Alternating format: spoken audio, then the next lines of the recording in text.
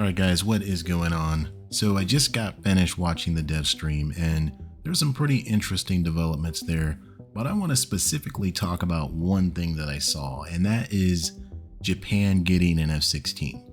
So specifically, they're getting a version called the F-16AJ, but from looking at the literature from General Dynamics, I think it's just F-16J. So this was apparently a real thing that happened before the development of the Mitsubishi F2. So as part of Japan's FX program, General Dynamics offered an F-16 modified for Japanese unique requirements.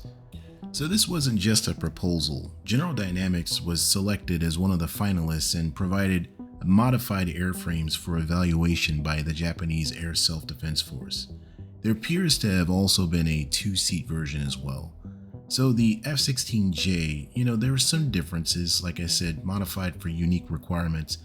One of the differences was their jets had ejection seats that were slightly modified to fit Japanese pilots, and they had the air-to-air refueling equipment removed, but otherwise they were pretty standard compared to the other F-16s, especially in the US Air Force at the time.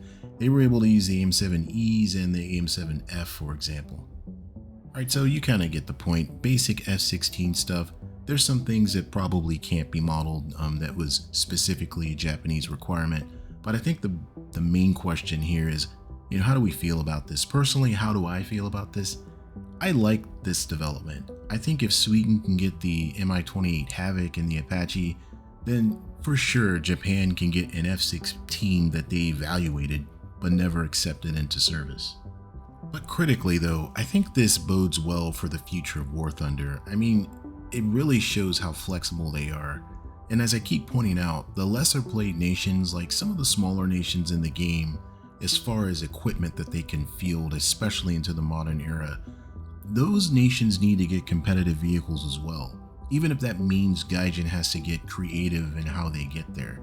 I know some people are gonna say this is unrealistic, but I mean, would you prefer to wait for maybe years for Japan to get something useful? I think this is a good compromise.